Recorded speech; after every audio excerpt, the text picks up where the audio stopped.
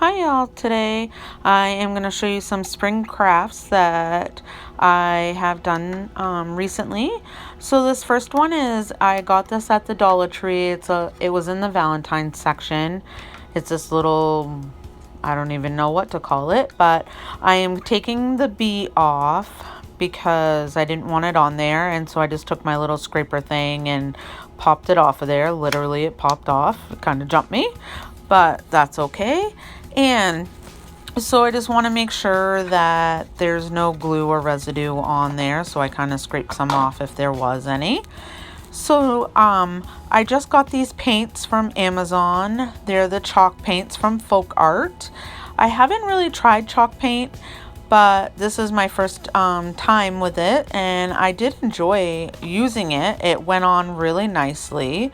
I believe that this took 2 coats for me to do, and this is, I think it was called sheepskin is the color of the paint. And so I just took a paintbrush and painted it on there. Obviously it's new, so I had to open it.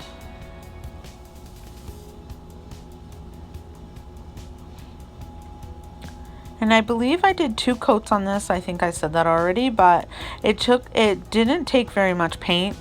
I guess that's what a good thing about the chalk paint is, it doesn't take very much to get it all covered. And you want to just make sure that you cover the whole entire area. You didn't have to worry about the back because it's up against the ceiling, against the wall ceiling. So I didn't need to do the back. And you don't need to do the other side either, or the inside. So I'm just blow drying the paint and everything with my hair dryer. And looks good to me. Just making sure everything is dry. So I took my burnt umber, which I love using. It makes everything look kind of vintagey, which is something that I'm really into right now. I just love the vintage look. And so I'm just gonna basically dry brush this on, and you want to do mostly just the edges. That's to make it look really rusticy or vintage looking. So you want to just do all of the edges and get them nice and on there. And if you happen to put too much on, you can definitely take the chalk paint that you used before, and you can just go over it with that. So you just want to make sure that you get most of the paint off. That's the point of dry brushing. And sorry, I was playing with my lighting because I felt like it was kind of dark, but so just make sure that you get enough of it off of it that you want, and kind of just going over it.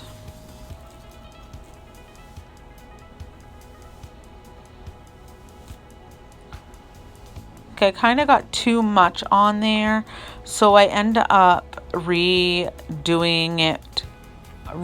over it with the sheepskin chalk paint, and I like how it turned out much better after this.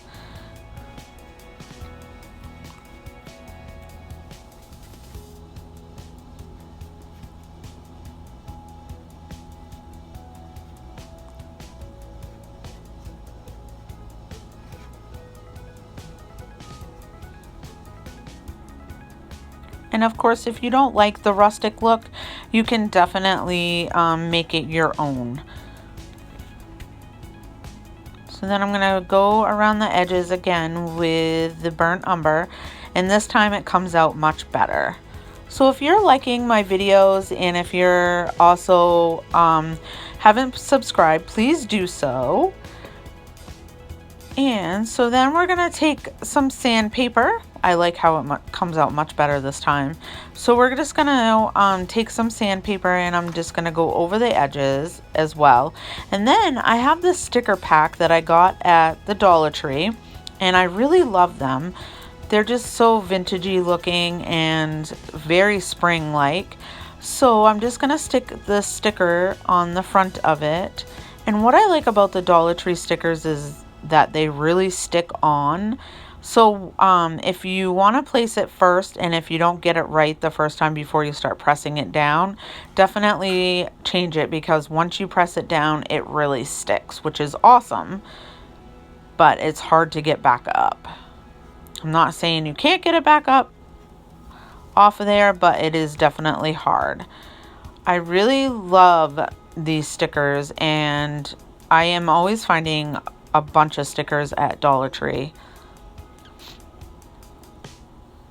So next I'm taking some foam block that I got at the Dollar Tree as well, and I always use just a popsicle stick to cut through it. I sometimes hate this stuff because it really is messy and it also makes me kind of itch, but I don't like to glue my flowers in any of my things because I like to change them out. So that's why I like to use this method. And you can always glue them in. You don't have to use the foam. The flowers would probably stay in there, but I just, you know, like I said, I just like to do it this way. So I'm just getting it so that we can fit this in, and I'm just going to cut this in kind of like half and squeeze it in there until I get it in there how I like it and how I think that the flowers are going to fit. And it's okay that it sticks up a little bit too. So I'm going to take my various flowers that I have gotten. These are the lamb's ears. I got these at Walmart, but I did get a lot of other florals from the Dollar Tree, and I'm just going to cut them and stick them in, and I'm just going to keep on putting them in until I get it the way I like it. Dollar Tree has some really great florals, so you should check them out, and so does Walmart. And Walmart isn't that much more expensive on some of their things, so definitely check them out.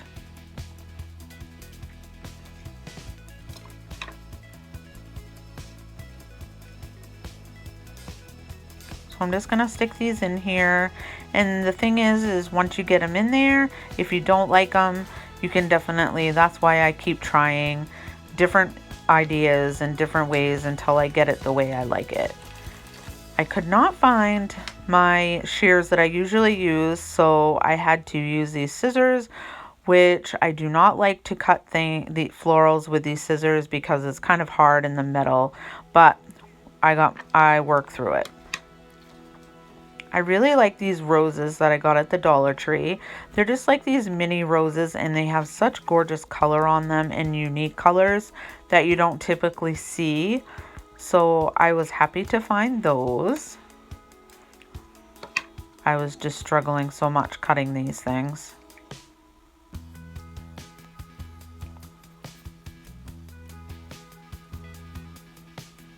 So cutting some more florals, and I did get these like lavender flowers.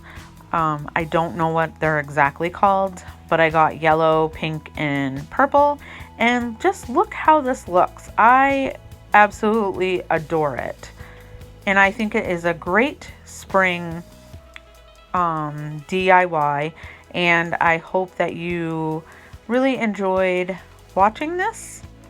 And then I forgot that I attached a bow as well.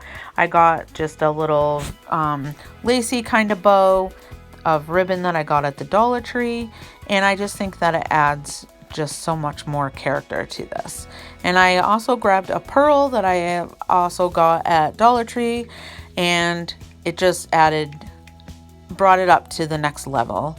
And I just think that this is a gorgeous piece and very vintage, and it definitely goes with my style, and I can't wait to put it up for the spring. And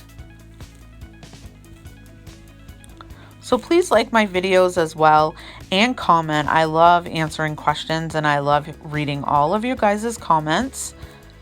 It's just so pretty. Tell me what you think. And there it is hanging up, and I just love it. I love all the colors. I love how it looks kind of old and vintagey. So next up, I am using this egg that I had purchased at the Dollar Tree. It has a white side and a tan side. These are a really awesome pickup. And I knew exactly when I saw this egg, I knew exactly what I was going to do. And that is a calendar from the Dollar Tree that I got. And we're also using some Mod Podge today. So I'm using the not using the white side of the egg. I'm using the brown side just because I think that the white side is pretty and it makes it a really nice backing on it. So I'm just cutting off the string and removing the string in the wrapper, and I'm going to be taking that calendar and I'm going to be using the image that has the bunny on it because I just absolutely love this bunny. I think that it's just a gorgeous picture. It's so cute with the bunny sleeping. I just love it. So I'm just going to be tracing around the bunny once I get it situated how I want it. I'm just going to trace around it with my pencil, and sorry, I'm showing you what it looks like. Isn't the bunny so cute? I just love it.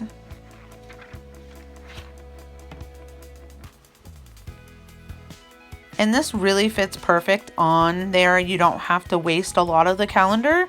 So most of it is being used, which I think is awesome. You just want to make sure that you have it centered on there just so that it just works out better that way. And so you're going to trace around.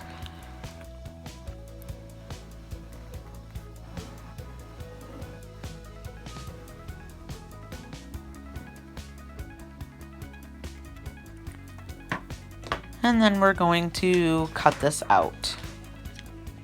If you have a little excess off there and you don't cut exactly, it's fine.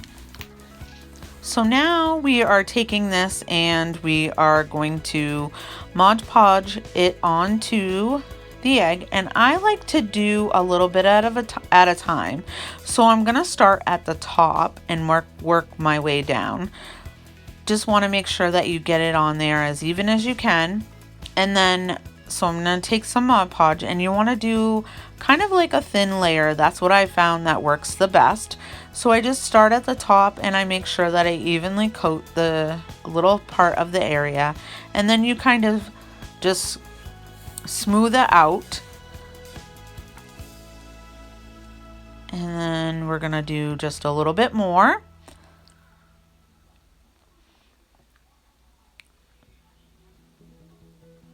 And you just want like a thin layer, like I said.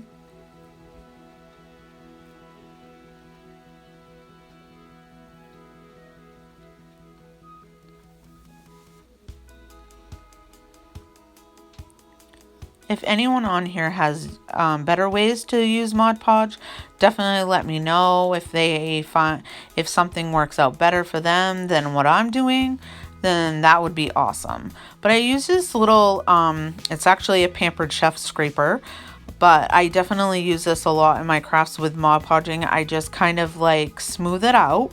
But you don't want to push too hard, because if you do, then you may rip the picture. But with a calendar paper, it is a little better to do because it's a little thicker. So it's not like when you're using tissue paper or things like that. So you're going to get it all the way on there. Oh, that looks so cute. I love that bunny. He looks so rested and cute.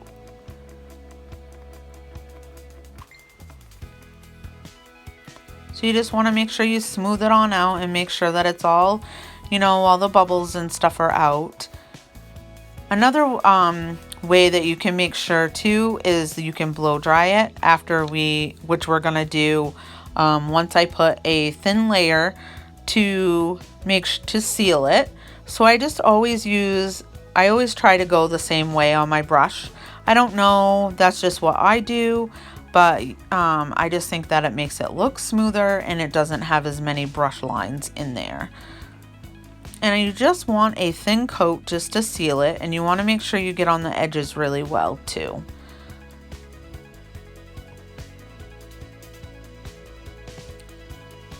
So we blow dried it, and it definitely makes it a lot smoother.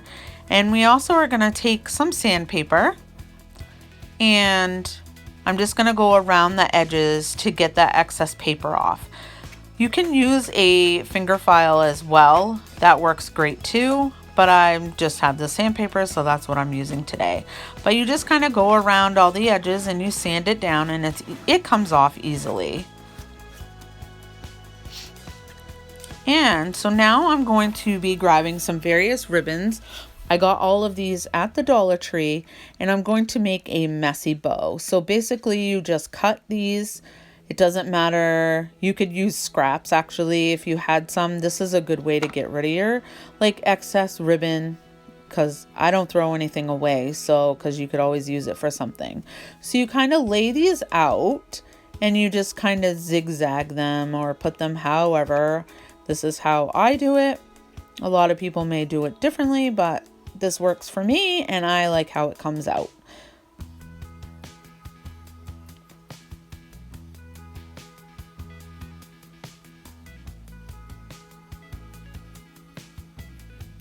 So once you have them all laid out how you like them and kind of situate them a little, we are going to take a piece of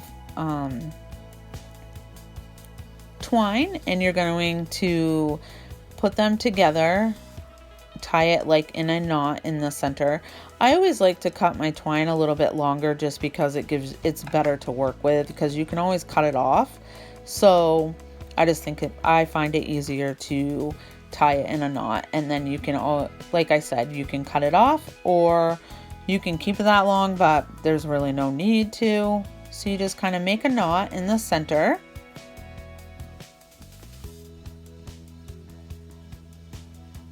And then you just kind of situate them. And I take that excess string and I always wrap it around. And then we are going to hot glue it on. And so this is kind of thick. So that's why I don't have my finger protectors on, because you all know that I burn myself every time. But knock on wood, I did not burn myself today. So that is amazing. So I felt like I think I got a little too much of the raffia, so I undo it and I end up cutting some of it off because I didn't cut enough off. So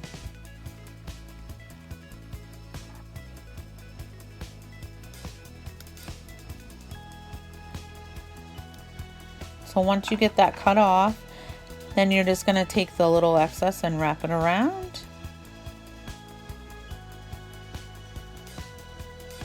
And we're going to hot glue it and put it down.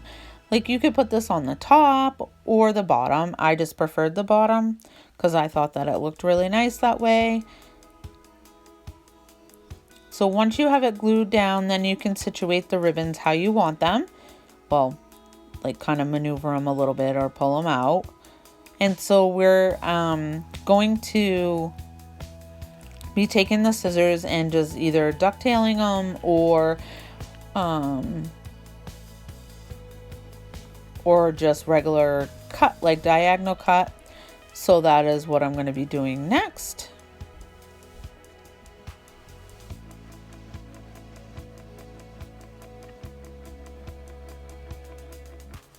And you can have these as long as you want, short as you want, but it's your personal preference.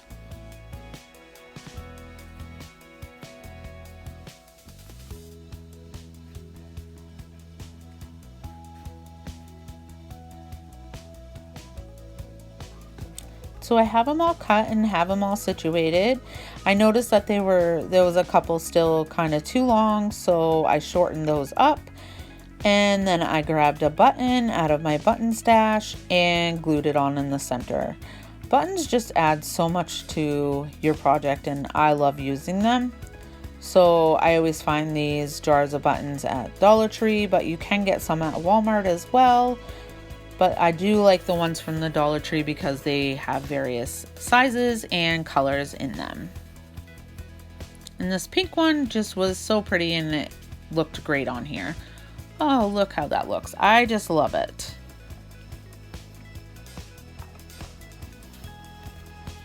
I really hope you enjoyed all these spring creations that I did today. So please comment below and subscribe if you haven't.